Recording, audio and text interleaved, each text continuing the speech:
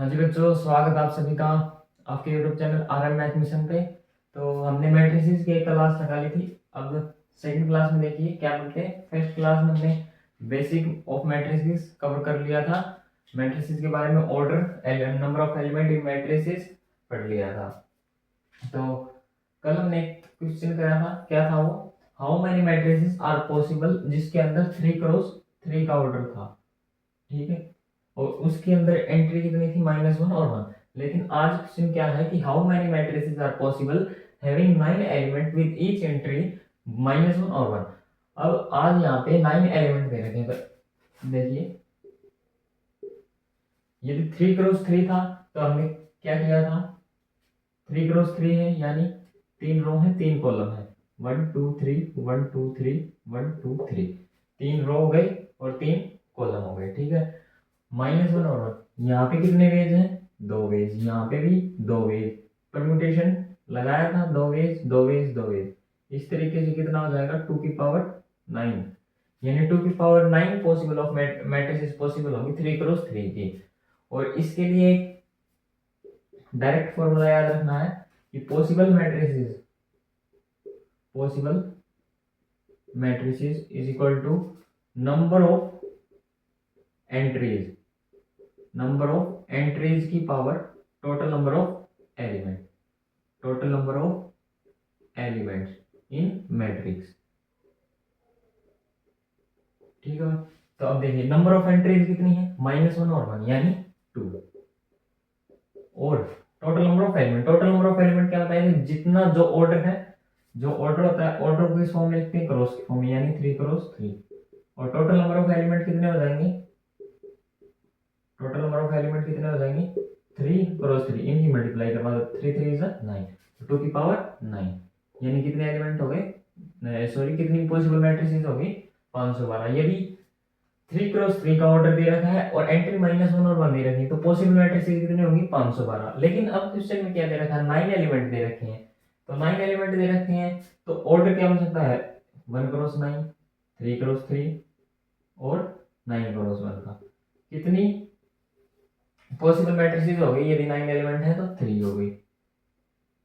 ठीक है, तो 3 हो गई तो पॉसिबल मैट्रिसेस क्या आ जाएगी, पॉसिबल मैट्रिसेस आ जाएगी 3 है, इसके साथ मल्टीप्लाई करवा दिए, 3 इंटू नंबर ऑफ एंट्रीज। अब नंबर ऑफ एंट्रीज कितनी है, 2, टोटल नंबर ऑफ एलिमेंट तो सेम ही रहेंगे, 2 की पावर 9, 3 इंटू 2 की पावर 9, 2 की पावर 9 512, ये कितना आ गया 1536। ठीक है, तो कितनी मैट्रिसेस पॉसिबल होंगी, यदि 9 एलिमेंट है इस मैट्रिक्स के अंदर, एंट्री है -1 और 1, तो पॉसिबल मैट्रिसेस कितनी होंगी 1536।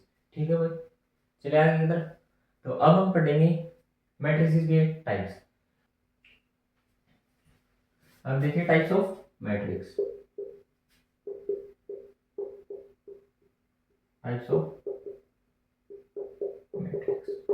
तो पहली हमारी टाइप्स ऑफ मैट्रिक्स में आती है रो मैट्रिक्स।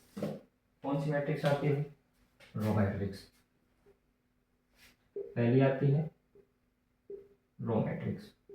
रो मैट्रिक्स क्या होती है, रो मैट्रिक्स होती है जिसके अंदर नंबर ऑफ रोज की वैल्यू 1 होगी और नंबर ऑफ कॉलम्स कितने होंगे, नंबर ऑफ कॉलम्स जो होंगे वो होंगे n, यानी कितने भी कॉलम्स हो सकते हैं, 2 3 4 5 6। ठीक है, कितने भी हो सकते हैं, यानी इसका जो ऑर्डर आया रो मैट्रिक्स का वो कितना आया, ऑर्डर क्या होता है, रोज इंटू कॉलम्स, रोज कितनी 1 क्रॉस n। ठीक है, तो ऑर्डर कितना आया 1 क्रॉस n। अब दूसरी टाइप आती है कॉलम मैट्रिक्स। देखिए इसका एक एग्जांपल ले लेता हूं यहाँ पे। देखिए रोज कितनी है 1, यानी 1 है, यहाँ पे 1 मान लेता हूँ, 3 5, ये हमारा किसका एग्जांपल हो गया, रो मैट्रिक्स का। ये एग्जांपल रो मैट्रिक्स का। एक और देख लेते हैं, 2 4 8 16 x y z, ये भी किसका एग्जांपल है, रो मैट्रिक्स का। ये दो एग्जांपल मैंने लिख के दिखा दिए। रो मैट्रिक्स क्या होती है, जिसके अंदर रोज की जो नंबर ऑफ रोज है उसकी वैल्यू कितनी हो 1 और कॉलम्स की वैल्यू कितनी हो, यानी n, कितने भी हो ग्रेटर देन 1। दूसरी देखिए, दूसरी टाइप की मैट्रिक्स होती है कॉलम मैट्रिक्स। कॉलम मैट्रिक्स,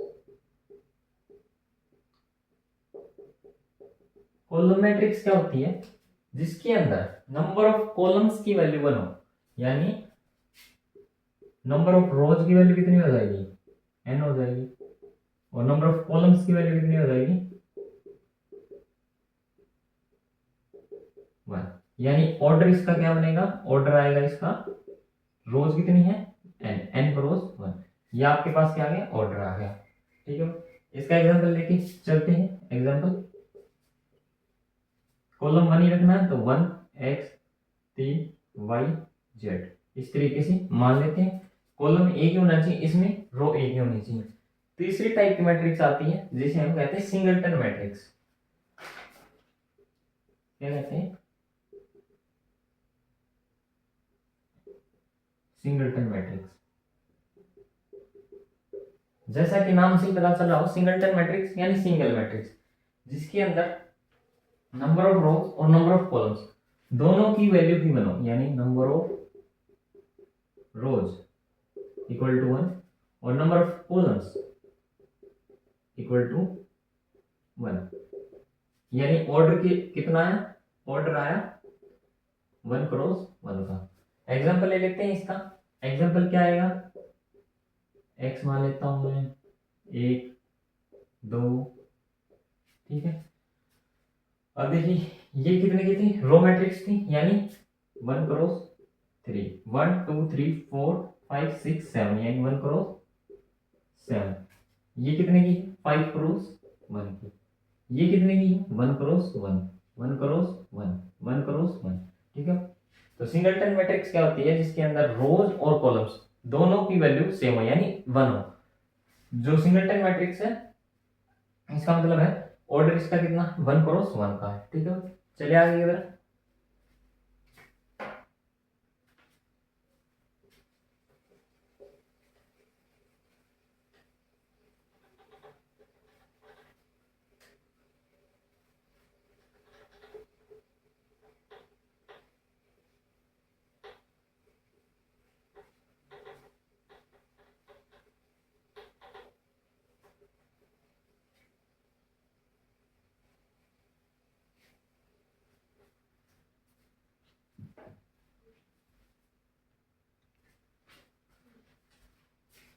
तो आगे जो मैट्रिक्स आती है उसका नाम है स्क्वायर मैट्रिक्स, जो कि बहुत ही इंपॉर्टेंट है। क्या है, स्क्वायर मैट्रिक्स। देखिए स्क्वायर मैट्रिक्स क्या होती है, स्क्वायर, स्क्वायर का जैसे कि नाम से पता चल रहा है, स्क्वायर क्या होता है, जिसकी चारों भुजा समान हो, यानी एक ऐसी मैट्रिक्स जिसके अंदर रोज की वैल्यू और कॉलम्स की वैल्यू सेम हो। ठीक है भाई, यानी क्या कह सकते हैं, इंपॉर्टेंट है भाई ये, जिसके अंदर number of rows, number of rows equal to number of columns, मान लेता हूं मैं n है। ठीक है, तो इसका ऑर्डर क्या बनेगा, ऑर्डर बनेगा इसका n क्रॉस n का। अब ऑर्डर n क्रॉस n का बन गया, तो total number of element, total number of, total number of elements in matrix, in square matrix कितना होगा, n क्रॉस n, यानी n multiply by n, that is equal to n square. यानी total number of element in square matrix कितना होगा, n square होगा। अब देखिए मैं एक मान लेता हूं कि कोई स्क्वायर मैट्रिक्स है 3 क्रॉस 3 की, 3 क्रॉस 3 की मैंने स्क्वायर मैट्रिक्स माना है। ठीक है, तो स्क्वायर मैट्रिक्स बनाएंगे, ये हो जाएगा a11 a12 a13 a21 a22 a23 a31 a32 a33, ये बन गई 3 क्रॉस 3 की मैट्रिक्स। अब देखिए जो ये A11 A22 A33 है, इनको हम कहते हैं डायगोनल एलिमेंट। क्या कहते हैं? Diagonal element. डायगोनल एलिमेंट्स जो ये ऊपर है डायगोनल एलिमेंट से, और ये नीचे है, इन्हीं को हम क्या कहते हैं? अपर डायगोनल एलिमेंट और लोअर डायगोनल एलिमेंट। क्या कहते हैं? अपर डायगोनल एलिमेंट और लोअर डायगोनल एलिमेंट। ये वाले क्या हो जाएंगे?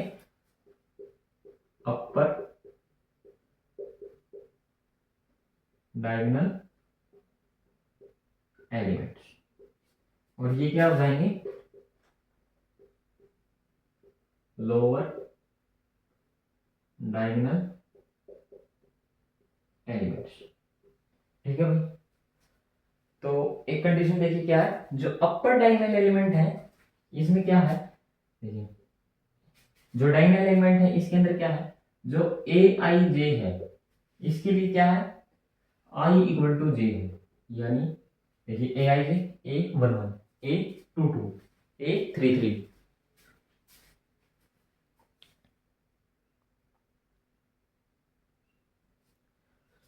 A11 A22 A33 i equal to j. Upper diagonal element में देखिए जो जे है वो आई से बड़ा है, यानी ए आई जे, आई इज ग्रेटर देन जे। देखिए जे 2 है, 1 से बड़ा 3, 1 से बड़ा 3 है, 2 से बड़ा। लोअर डायगोनल एलिमेंट में क्या लिखेंगे, ए आई जे है, आई क्या है, लेस देन जे है। ओहो उल्टा लिख दिया, आई यहाँ पे क्या है, ग्रेटर देन जे है, और यहाँ पे क्या है, आई लेस देन जे है। ठीक है भाई। अब देखिए यदि मैं डायगोनल डायगोनल एलिमेंट है, मैं ये कहूं कि number of diagonal element, number of diagonal element कितने होंगे, n होंगे। Total number of diagonal element in square matrix is n। यदि मैं अपर डायगोनल एलिमेंट और लोअर डायगोनल एलिमेंट की बात करूं तो ये होंगे, देखिए टोटल नंबर ऑफ एलिमेंट कितने थे, n स्क्वायर, डायगोनल एलिमेंट कितने हैं, n, और यदि अपर डायगोनल एलिमेंट पूछे तो क्या आएगा, n स्क्वायर माइनस n। ठीक है, ये तो हो जाएंगे जो डायगोनल एलिमेंट नहीं है, n स्क्वायर माइनस n। अब ये दो भागों में बांट दिया, यानी n square minus n by 2, ये क्या हो जाएंगे, अपर डायगोनल एलिमेंट। और लोअर डायगोनल एलिमेंट भी क्या हो जाएंगे, n square minus n by 2। ठीक है भाई, क्लियर है? चलिए आगे। अब देखिए हमने क्या क्या पढ़ लिया, कि number of diagonal element in square matrix is n, total number of element in the square matrix is n square, upper diagonal element n square minus n by 2, lower diagonal element is same n square minus n by 2। अब मैं बात करता हूँ tracing. Tracing क्या होती है, tracing जिसे हम ट्रेस यानी ए, जो ए है ये मैट्रिक्स है, ठीक है, मान लेता हूं मैं ए मैट्रिक्स है कोई भी, यानी ट्रेसिंग ऑफ मैट्रिक्स क्या होता है, ट्रेसिंग ऑफ मैट्रिक्स होता है सम ऑफ डायगोनल एलिमेंट। क्या होता है भाई, सम ऑफ डायगोनल एलिमेंट। यानी यहाँ पे देखिए ट्रेसिंग ऑफ मैट्रिक्स क्या होगी, ट्रेसिंग ऑफ मैट्रिक्स यहाँ पे होगी A11 जमा A22, A11 जमा A22 जमा A33। ये आपके पास क्या हो जाएगा, ट्रेसिंग ऑफ ए।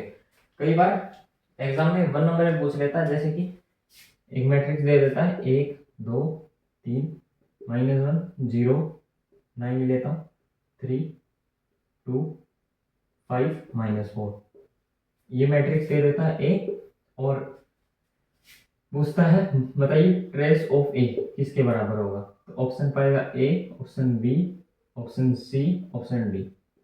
ठीक है भाई, तो ऑप्शन में पाएगा 5 6 7 8, ऐसा क्वेश्चन आ जाता है। तो ट्रेसिंग ऑफ ए क्या होगा, जो डायगोनल एलिमेंट है उनका सब। तो डायगोनल एलिमेंट क्या है, ये है डायगोनल एलिमेंट, ये है। अब इनको जो 9 1 10 10 में से 4 गया 6, यानी ट्रेसिंग ऑफ ए कितना है, 6 आया। ठीक है भाई, चलिए नेक्स्ट 5वां टाइप है जीरो मैट्रिक्स।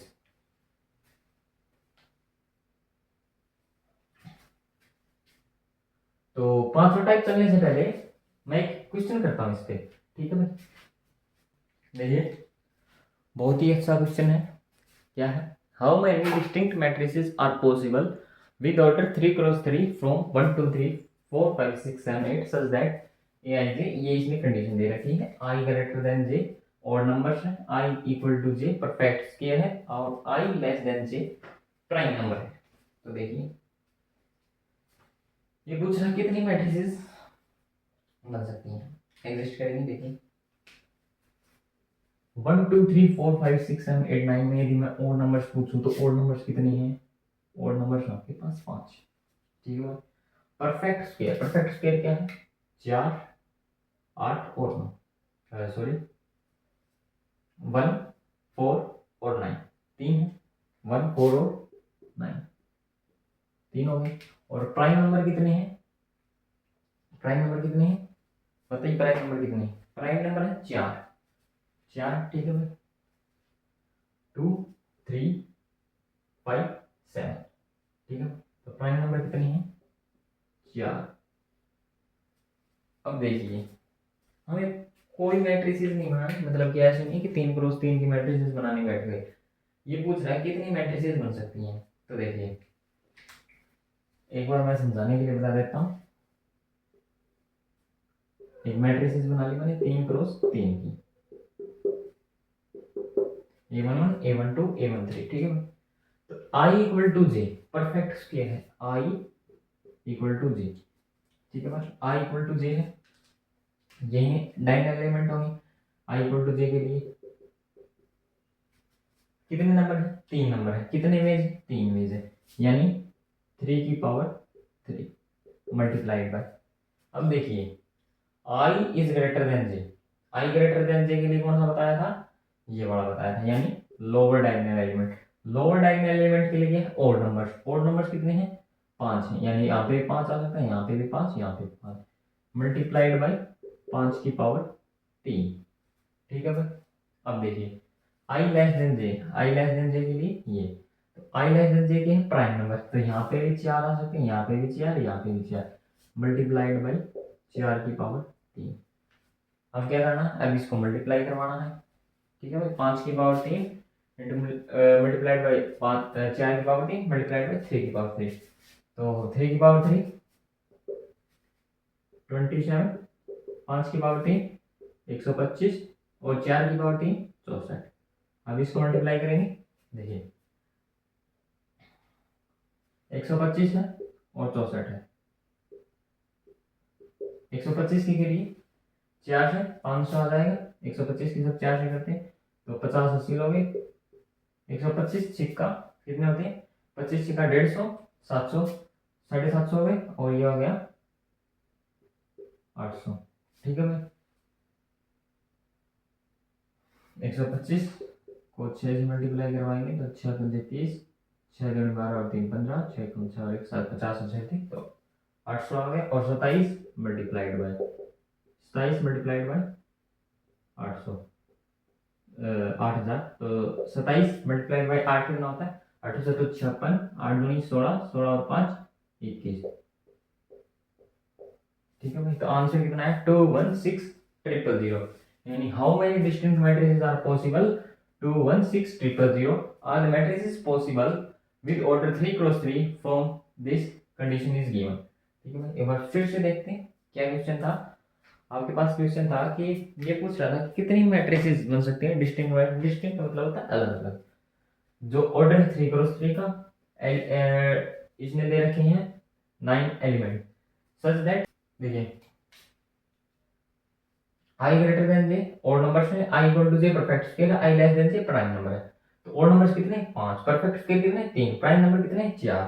तो यहां से हम क्या देख सकते हैं कि जो परफेक्ट स्केयर है 3 है, यहाँ पे भी 3 आ सकते हैं, यहाँ पे भी 3, यहाँ पे भी 3, यानी 3 की पावर 3। और जो लोअर डायगोनल एलिमेंट है और नंबर्स, और नंबर्स कितने हैं? 5 है। तो कितने हमारे पास 5 है और जगह कितनी है? 3, यानी 5 की पावर 3 हो जाएगी। इस तरीके से 4, 4 की पावर 3। अब इसको मल्टीप्लाई करवा देंगे, आंसर आ जाएगा 216000। चलिए भाई नेक्स्ट।